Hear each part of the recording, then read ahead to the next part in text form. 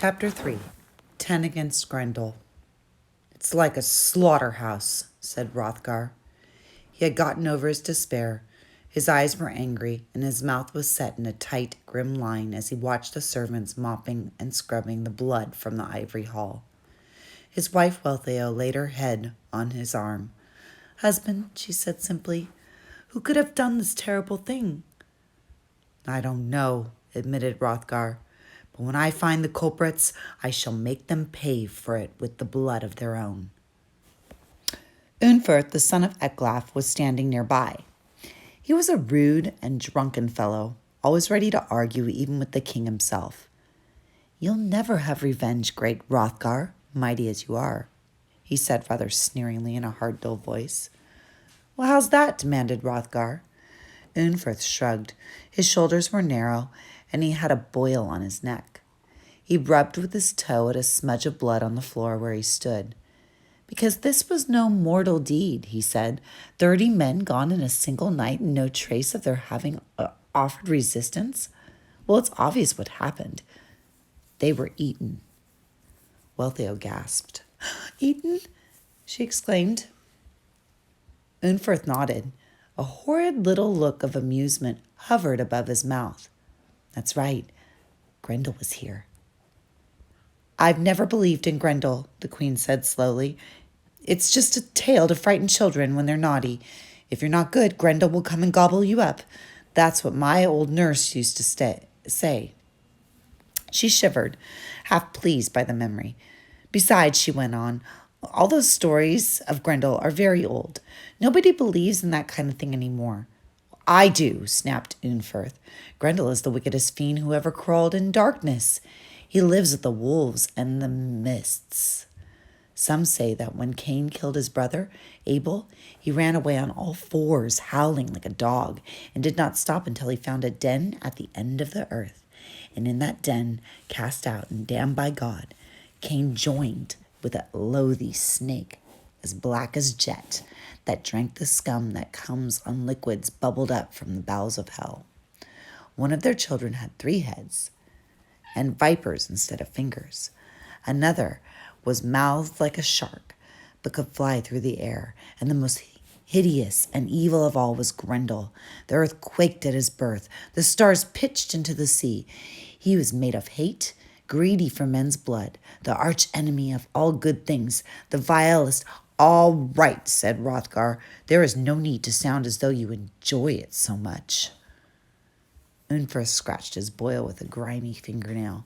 His eyes, small and malicious, fed on Queen Wealhtheow's fear.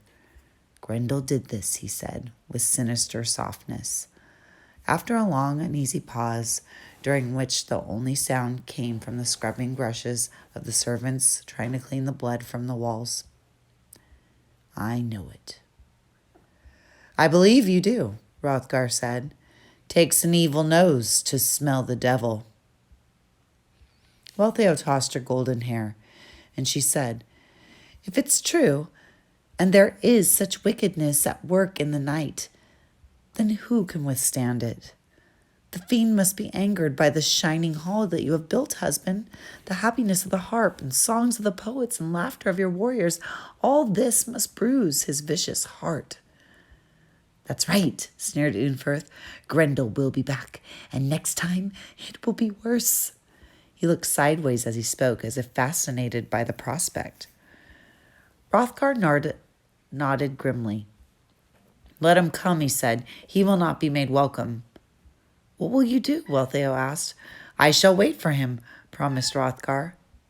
"This night and every night I shall wait for him with the 9 lords who have the bravest hearts and the sharpest swords in the land of the Danes.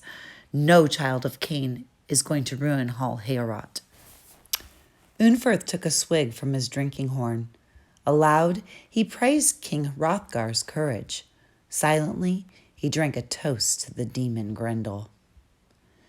9 warlords came at Hrothgar's call. They swore vengeance when they learned what had happened to the 30 warriors of the king's bodyguard. "It was because they slept," declared one. "Grendel shall not catch us unawares." All were keen that so terrible a deed should be swiftly avenged, and that no further disaster befall the great hall the king had built for them to feast in. Swords were honed, shields polished, helmets daubed with grease, so that the monsters should not seize them easily to bite off their heads. Hrothgar himself wore a golden breastplate that shone in the least light. He was determined to meet Grendel face to face because of the insult to Heorot. Night fell. There was no moon, and the stars looked sparse and adrift in the punished sky. Queen Wealhtheow paced the corridors, wringing her white hands until the knuckle bones nearly pierced the delicate flesh. Unferth, drunk, his buckle belt undone, leaned from a turret to scan the murky marsh. Hrothgar and his lords waited in the banqueting hall. Below, food was set out, steaming on tables, but nobody felt like eating it. The coming of Grendel was neither swift nor slow. This time, the night so thick it was impossible to tell the precise moment when the creature emerged from his dredgy pool and began to drag his coils toward Hall Heorot. There was only the sound to go by, the foul breath squeaking in little gasps, the noise in his throat like the splintery crunching of bones. The rats could not see him and ran over his scales in the dark. Grendel let them go. He was hungry for more than rats. The door of the banqueting hall was thick and studded. Stout bars held it shut against the night's alarms. None of the 10 waiting warriors had slept a wink. Hrothgar's eyes had never left the door. He sat bolt upright, sword in hand, broad axe at his side. The others were in similar attitudes. But they had no chance against the fury of the beast. One moment the door was standing, the next it was down and smashed by a single blow, and Grendel was upon them. Hrothgar was not able to remember rightly what happened then, nor exactly how he managed to escape with his life. The hall was a confusion of swords and blood. The brave lords hurled themselves at Grendel, and the fiend snatching them up in his claws and snapping their backs as if they were no more than toys. Man after man went into those terrible jaws, and still Grendel came on, unsatisfied, his green eyes glaring, his slimy skin not even scratched by the hacking axes. It was as if the night itself had poured into Hall Heorot, killing and eating mere men, the creatures of day. Torches went out as Grendel came past them. Soon the hall was pitch black, and the only sound the crunching and munching of bones and flesh. High above, Queen Wealhtheow began to scream and pray. Unferth had fainted either from fear or excitement. A burning brand he had been holding in his hand rolled down the stair. The queen caught hold of it. The flame licked at her fingers. She cried in agony and threw the thing down to the dark when the monster was. The brand missed Grendel, but it crashed to the floor beside the prostrate figure of Hrothgar, singeing his red hair where the great horned helmet had been knocked off. Perhaps this saved her husband's life. His gold breastplate shone like a holy light in that dark. Even the baleful green of the monster's eyes seemed dim before it. For whatever reason, Grendel hesitated a moment. Wealhtheow, seizing her chance, wanted to die with the man she loved. She flew down the stair and flung herself on her husband's unconscious body. Her blue cloak covered him like a wing. Thinking him dead, she kissed him and moaned his name. "Hrothgar, my lord, my love, Hrothgar." Then she fainted. When she woke, the king was still in her arms, badly wounded, but alive. Her blue cloak was dark with his blood. She began to tear it up to bind his wounds.